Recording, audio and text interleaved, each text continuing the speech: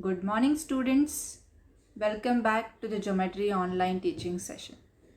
In this session, we are going to start with new lesson, that is sixth lesson, circle.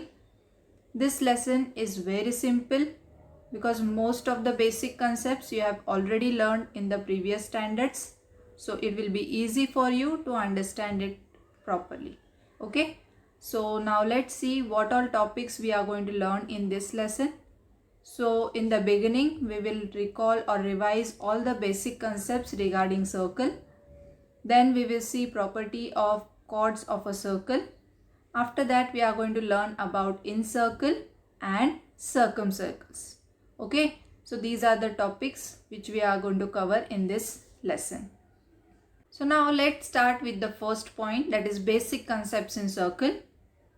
So you all must be familiar with the circle because many things we find around us which are circle shaped. So can you define this circle? Yes, circle is the set of points equidistant from a fixed point in a plane. Okay, so let's draw a circle. Now if I take a point which is equidistant from all the points on the circle, then that point is known as center of the circle. So in this figure, this point O is called as center of this circle because it has equal distance from any point on the circle. So let's consider one point on the circle, that is point A.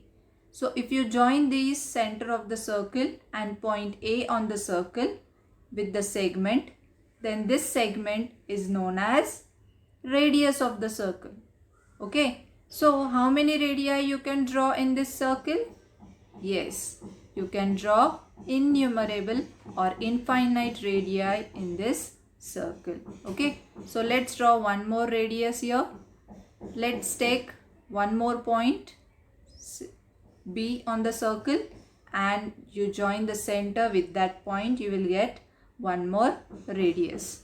So radius can be defined as the segment joining the center and any point on the circle is called radius of the circle. Okay, and infinite radii can be drawn in the circle.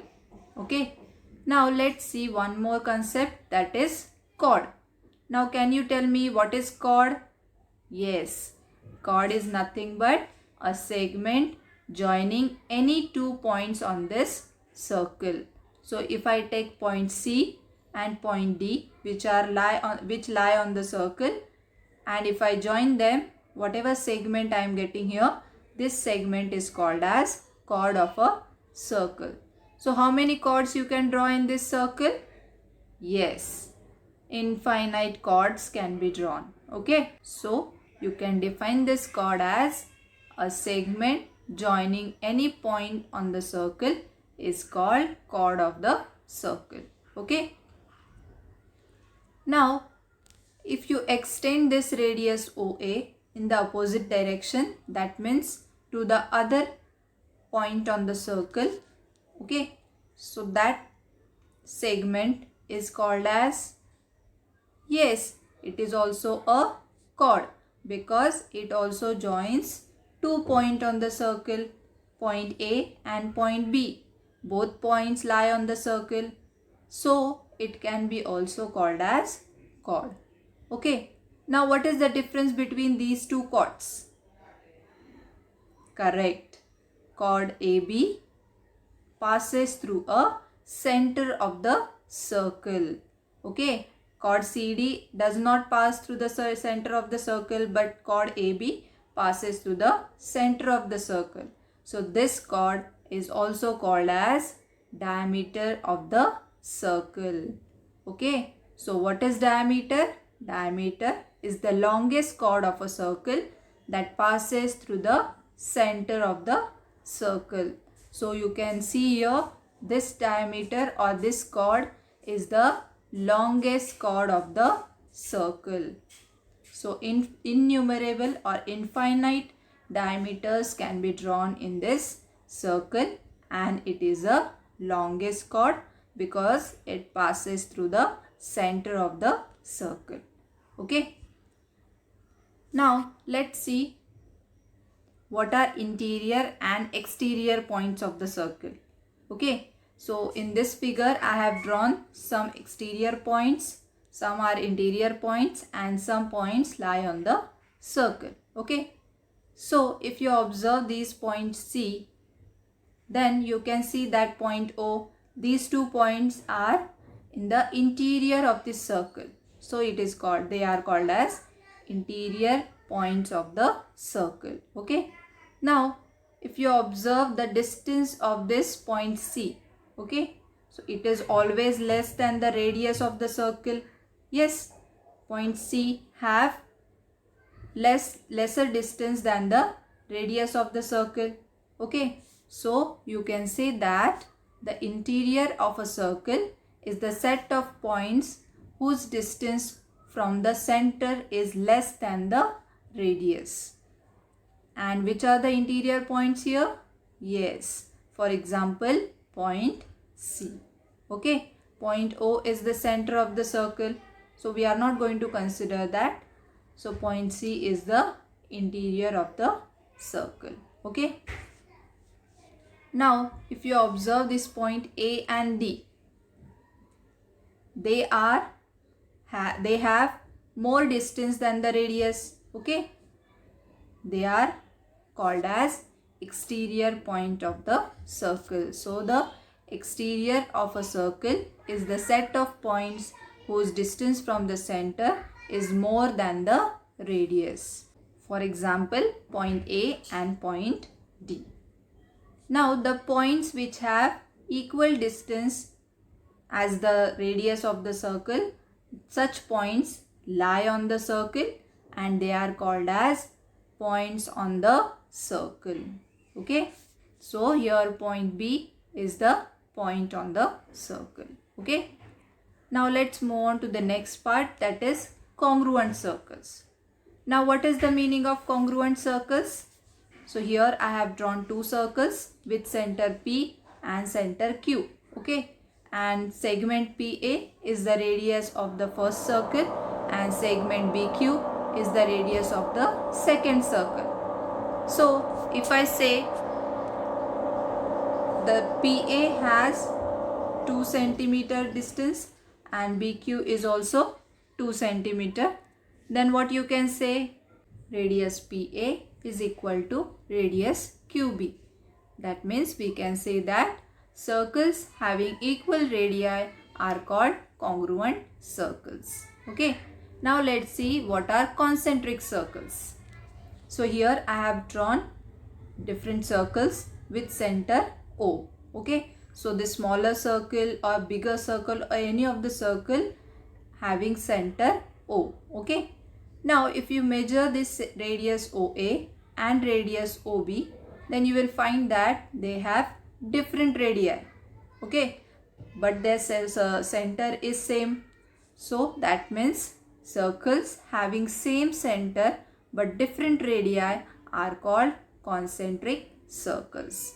So many circles you can draw here which have different radii but having same center. Okay. So such type of circles are called as concentric circles. Now let's see what are intersecting circles. Circles having different centers. Okay, here 2 circles I have drawn and both the circles have different centers.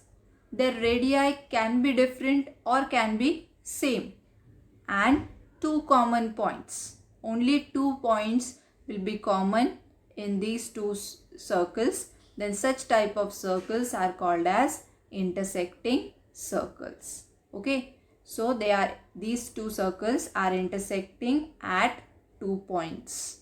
Okay, so such type of circles are called as intersecting circles. Now circles intersecting in a point. Okay, just now we have seen that the circles intersecting in 2 points. Now we are going to see circles intersecting in 1 point.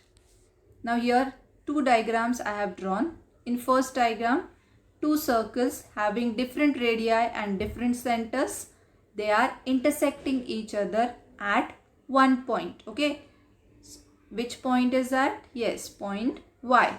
So this will be the common point for the both circles. Okay, in the second diagram, again I have drawn two circles with different radii and different centers, and both these circles are intersecting at one single point, that is point Y. That means these circles are called as touching circles because they have only one common point, so they are called as touching circles. Now in the first circle, these circles are touching externally, so they are called as externally touching circles. And in second diagram, circles are touching internally, so they are called as internally touching circles. So if two circles in the same plane have only one point in common, are called touching circles. Okay. Now let's learn one theorem based on the properties of chords. So here the theorem states that a perpendicular drawn from the center of a circle on its chord bisects the chord. So here I have drawn one diagram, one circle with center O. Segment AB is the chord of the circle, and you have to show that the perpendicular drawn from the center, that is this segment OP, bisects the chord. That means it divides the chord in two equal parts. Okay, so let's start with the given part. So what is given here? Segment AB is a chord of the circle with center O. Seg OP is perpendicular to chord AB. And what you have to prove is seg PA is equal to seg PB, or seg PA is congruent to seg PB. So here one construction you have to do. You have to join this center of the circle and the end points of this chord. Okay, so here I have joined seg OA and seg OB. So let's write down the construction. Draw seg OA and seg OB. So with this construction, you can see here two triangles are formed, and if you show that these two triangles are congruent, then you can easily prove that seg PA is congruent to seg PB. So let's see how you can prove this theorem.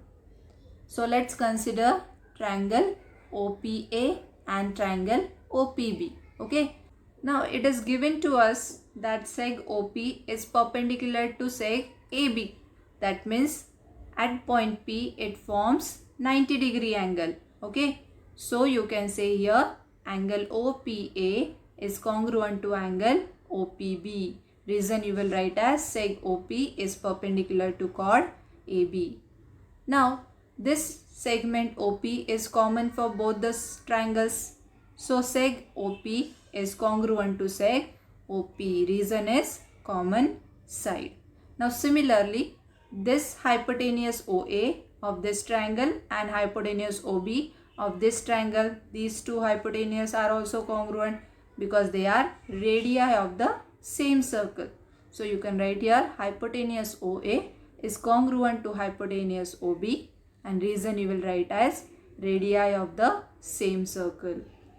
Now you can show that triangle OPA is congruent to triangle OPB by hypotenuse side theorem, because we have here hypotenuse and sides which are congruent. So you can use your hypotenuse side theorem.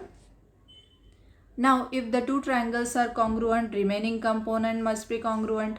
So you can write here seg PA is congruent to seg PB. Reason is corresponding sides of congruent triangles. Hence you have proved that seg OP by the perpendicular drawn from the center of the circle bisects the chord AB. Okay, so I hope you all have understood all the terms we have learned today. So with this I will end this session here. We will meet in the next session.